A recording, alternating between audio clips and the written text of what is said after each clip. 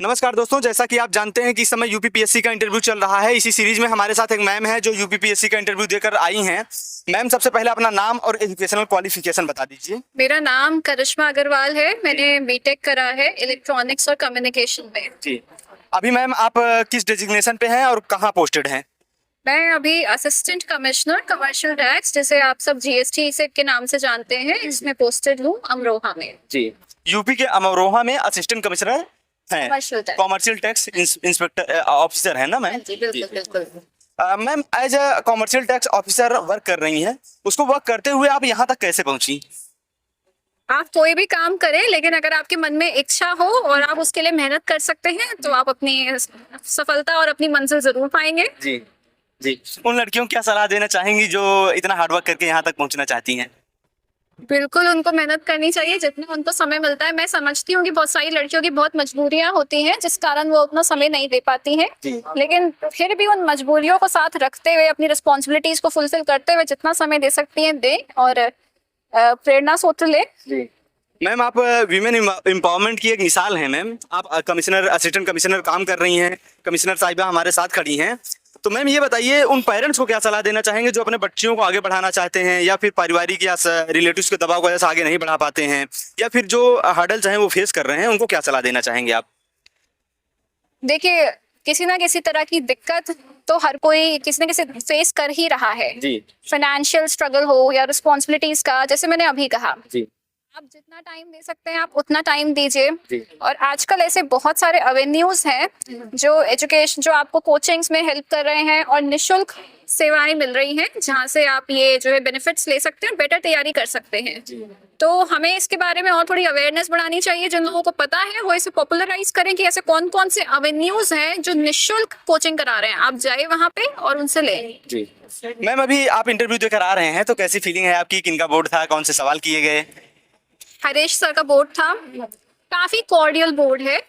सवाल, आप सच में आपने अभी तक अपनी लाइफ में क्या क्या सीखा उसके बेसिस पर है। और अगर आप अपने आसपास ही सब देख रहे हैं, वुमेन एम्पावरमेंट हुआ या वुमेन को त्रेता युग से लेकर के अब तक क्या क्या समस्याएं आई हैं, इस तरह के क्वेश्चंस पूछे गए हैं, तो इस पे कोई आपको पढ़ा नहीं सकता ये चीजें। ये आप खुद फील करते हैं और जो आप फील करते हैं वही आपको वहां पे कहना चाहिए। मैम, जैसे आप कमर्शियल टैक्स ऑफिसर हैं अभी, तो मैम ये किस बैच की हैं ऑफिसर? 2018 बैच। जी। आपका ग्रेड पे क्या है मैम? 5400। 5400। जी मैम। मैम ये बताइए, जैसे अभी आप इंटरव्यू देकर आ रहे हैं, वो बच्चियां जो यहाँ तक पहुँचना चाहती हैं, कोई प्रॉब्लम्स फेस कर रही हैं, या उन बच्चियों को क्या सलाह देना चाहेंगी जो प्रीलिम्स, मेंस और इंटरव्यू तक की रणनीति होनी चाहिए ताकि वो सक्सेसफुल हो सके मैम? सबसे पहले रणनीति सक्सेसफुल करने के लिए आपको अपनी मेहनत तो है ही, लेकिन आपको ये देखना चाहिए अगर आप फेल हो रहे हैं तो किस स्टेप पे, किस स्टेज पे फेल हो रहे हैं और किस रीजन से फेल हो रहे हैं, ताकि आप उस गलती को सुधार करके अगली बार बेटर परफॉर्म करें। मैम, आपके पेरेंट्स का क्या रोल रहा है यहाँ तक आपको पहुँचाने में? आज आप एक ऑफिसर हैं, उनका क्या रोल रहा है? आप अगर बताएंगी तो उन पेरेंट्स को भी मदद मिलेगी जो अपने बच्चों को आगे बढ़ाना चाहते हैं।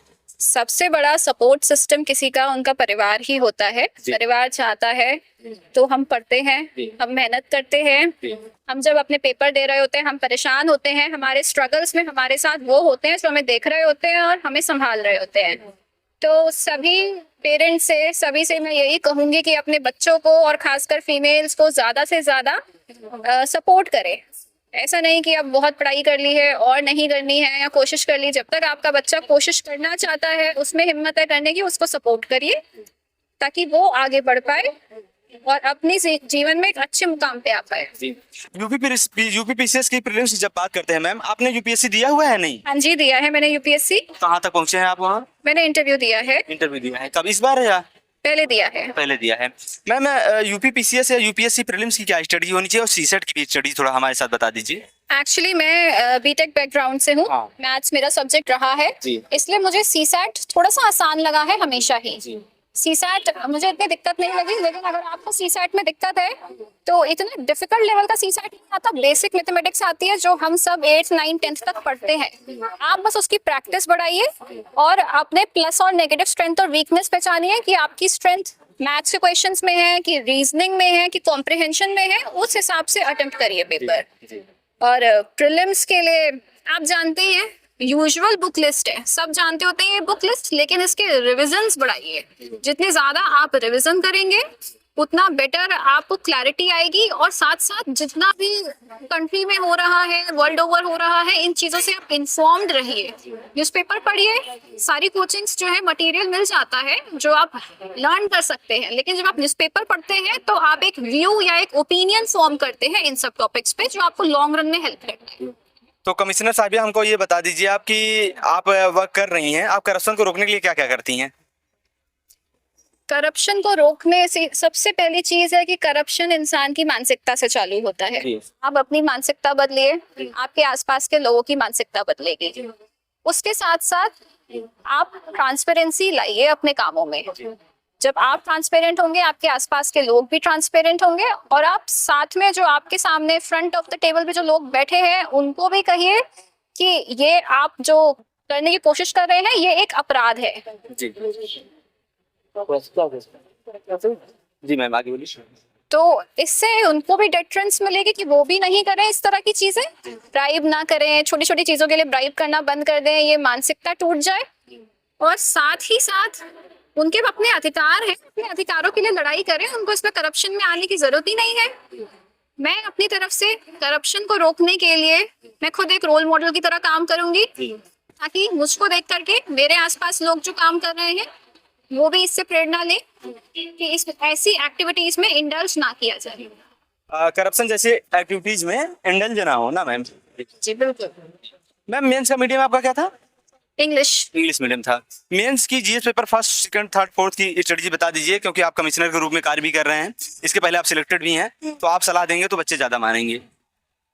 मेंस के लिए आप पेपर 1, सबसे पहले पेपर 1, 2, 3, 4 के लिए आप PYQs की एक लिस्ट बना लीजिए जो कॉमनली आज टॉपिक्स होते हैं। जनरली सिलेबस बहुत वाइड होता है, पर कुछ ही टॉपिक्स हैं जिन पे रिपीटेड क्वेश्चंस आ रहे हैं, उनको प्रैक्टिस जरूर कर लीजिए। और अपने सब पेपर्स, जनरल कंटेंट सभी पढ़ रहे हैं, बुक सबको पता है, पर जितने ज्यादा एग्जाम्पल्स और फैक्ट्स और न्यूज इनकॉर्पोरेट कर पाएंगे वो ज्यादा बेटर होगा आपके लिए, मार्क्स ज्यादा फेच करेंगे उससे आप।